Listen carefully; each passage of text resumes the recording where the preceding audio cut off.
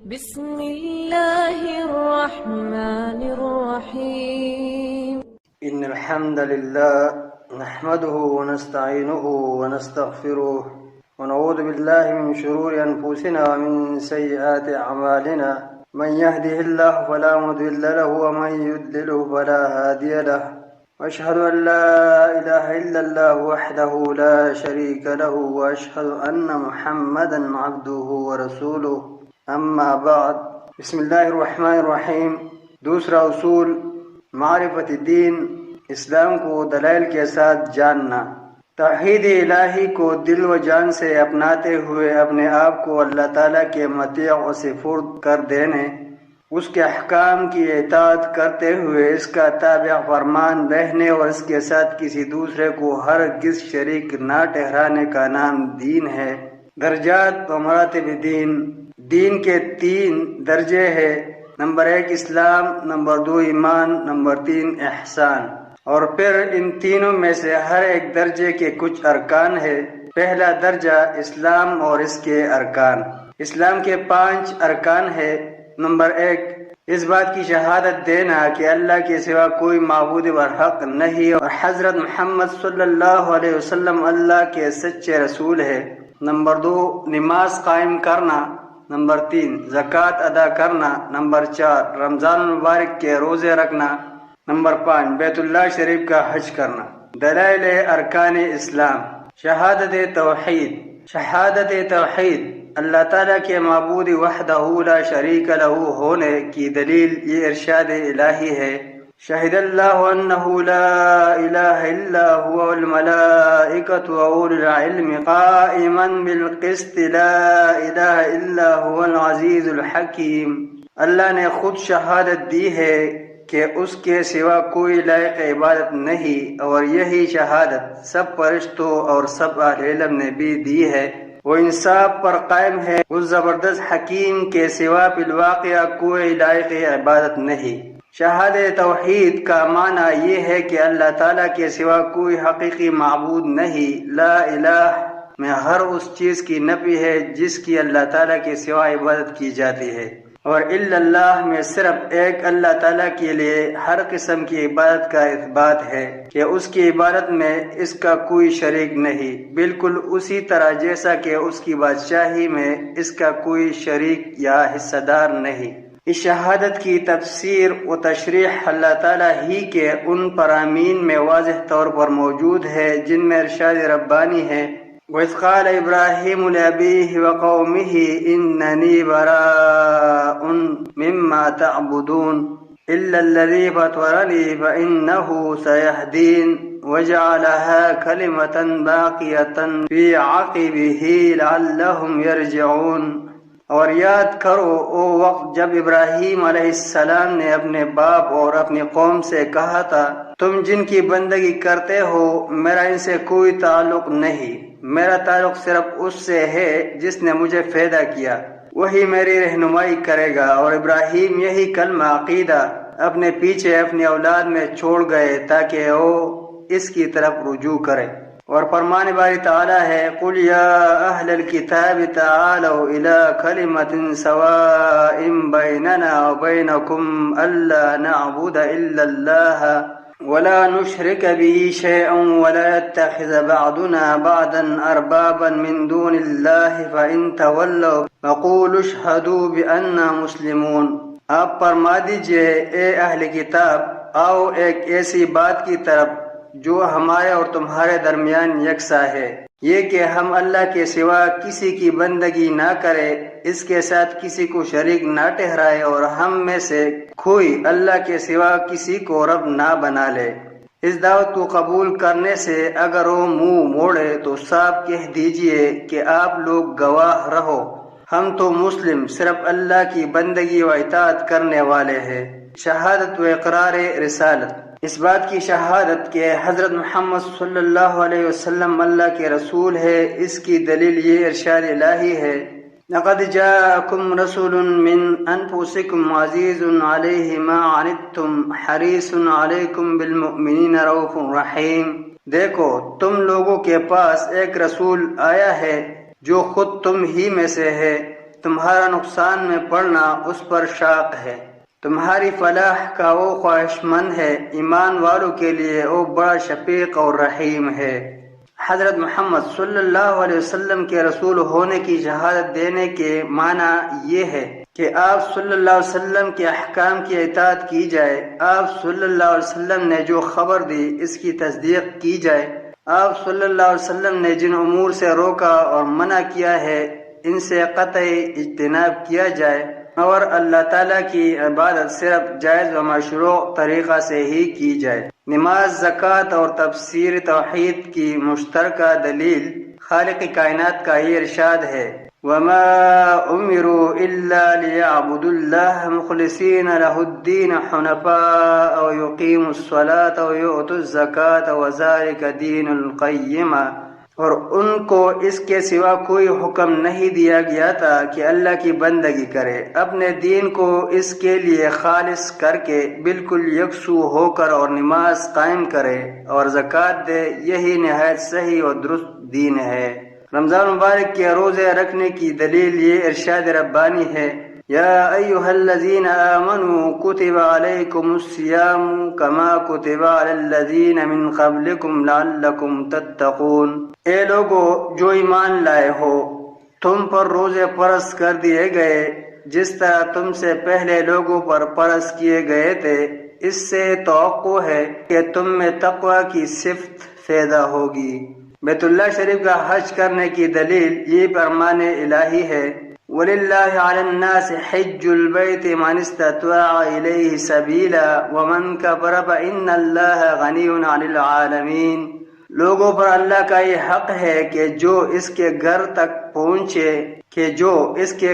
پہنچنے کی طاقت رکھتا ہو وہ اس کا حج کرے، اور جو کوئی اس حکم کی پیروی سے انکار کرے تو اسے معلوم ہونا چاہیے کہ اللہ تعالیٰ تمام دنیا والوں سے بے نیاز ہے۔ دوسرا درجہ ایمان اور اس کے ارکان۔ ارشاد نبی صلی اللہ علیہ وسلم ہے، ایمان کے 60-70 سے بھی کچھ زیادہ شعبے ہیں، جن میں سے اعلیٰ ترین درجہ لا الہ الا اللہ، اللہ کے سوا کوئی معبود برحق نہیں کہنا ہے، اور سب سے ادنا درجہ ایمان راستے سے ایذا و ضرر رسا چیز، کانٹے وغیرہ کو ہٹانا ہے۔ اور اس حدیث کے آخر میں ہے، اور شرم و حیا بھی ایمان کا ایک شعبہ ہے۔ ارکان ایمان کے 6 ارکان ہے۔ نمبر 1 اللہ پر ایمان لانا، نمبر 2 اس کے فرشتوں پر ایمان لانا، نمبر 3 اس کی کتاب پر ایمان لانا، نمبر 4 اس کے رسولوں پر ایمان لانا، نمبر 5 روز قیامت پر ایمان لانا، نمبر 6 اچھی و بری تقدیر پر ایمان لانا۔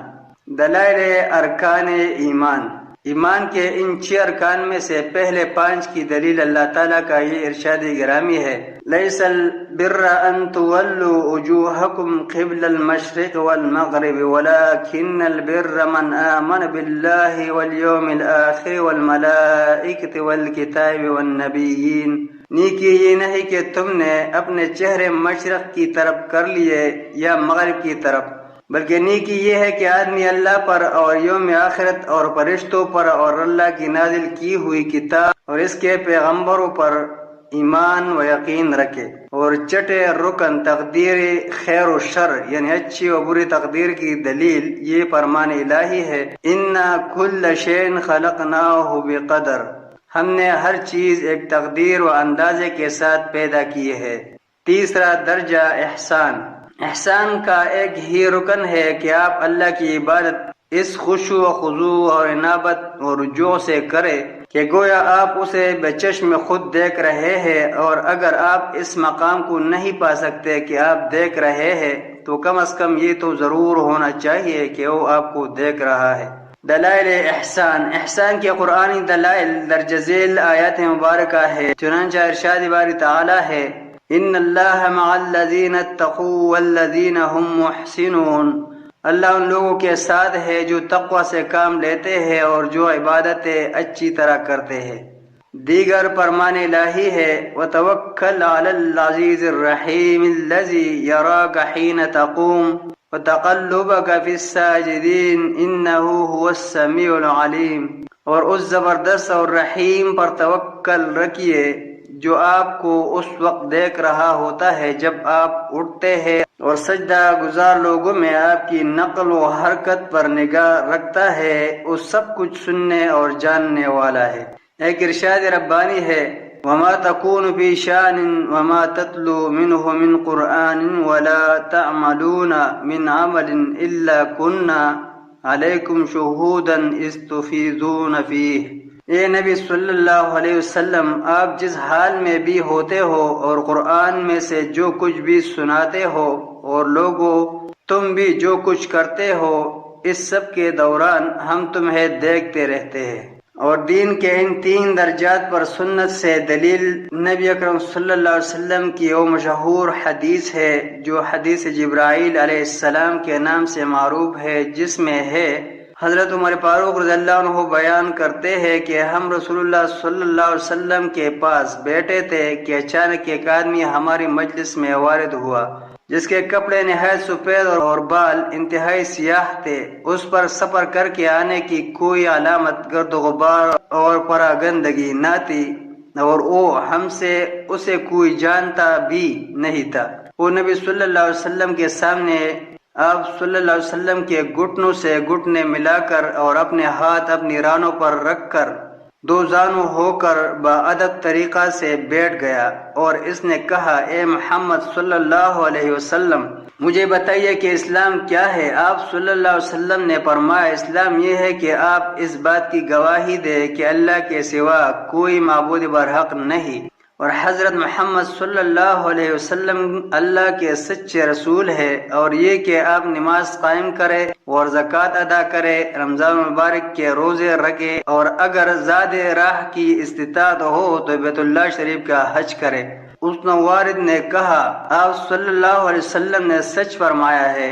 ہم اس کی بات پر بہت متعجب ہوئے کہ پہلے تو آپ صلی اللہ علیہ وسلم سے سوال کرتا ہے، پھر خود ہی تصدیق بھی کر رہا ہے۔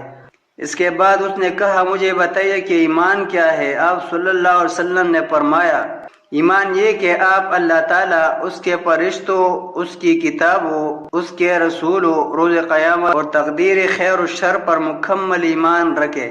تب اس نے کہا، مجھے بتائے کہ احسان کیا ہے؟ آپ صلی اللہ علیہ وسلم نے فرمایا، احسان یہ ہے کہ آپ اللہ تعالیٰ کی عبادت اس خشوع و خضوع اور انابت و رجوع سے کرے کہ گویا آپ اللہ تعالیٰ کو بچشم خود دیکھ رہے ہیں، اور اگر آپ اس رتبہ بلند کو نہیں پا سکتے تو کم از کم یہ عالم تو ضرور ہونا چاہیے کہ وہ آپ کو دیکھ رہا ہے۔ اس کے بعد اس نے کہا، مجھے آپ صلی اللہ علیہ وسلم یہ بتائے کہ قیامت کب آنے والی ہے؟ آپ صلی اللہ علیہ وسلم نے فرمایا، جس سے سوال کیا جا رہا ہے وہ وقوع قیامت کے بارے میں سوال کرنے والے سے زیادہ کچھ نہیں جانتا۔ تب اس نے کہا، علامات قیامت ہی بتا دے۔ آپ صلی اللہ علیہ وسلم نے فرمایا، نمبر 1، لونڈی اپنے آقا کو جنم دے گی۔ نمبر 2، آپ دیکھیں گے کہ ننگے پاؤں، ننگے بدن، بیل بکریاں چراتے پھرنے والے لوگ بڑی بڑی عمارتیں بنانے میں فخر کریں گے۔ حضرت عمر رضی اللہ تعالیٰ عنہ کہتے ہیں کہ اتنی باتیں کرنے اور سن لینے کے بعد وہ نوارد تو چلا گیا، مگر ہم تھوڑی دیر تک سراسیمہ و خاموش بیٹھے رہے۔ تب رسول اللہ صلی اللہ علیہ وسلم نے فرمایا، اے عمر رضی اللہ عنہ، کیا آپ لوگ جانتے ہیں کہ یہ نوارد سائل کون تھا؟ ہم نے عرض کیا، اللہ اور اس کا رسول ہی زیادہ جانتے ہیں۔ تو آپ صلی اللہ علیہ وسلم نے بتایا کہ یہ جبرائیل امین علیہ السلام تھے جو ایک اجنبی کی شکل میں تمہیں امور دین کی تعلیم دینے آئے تھے۔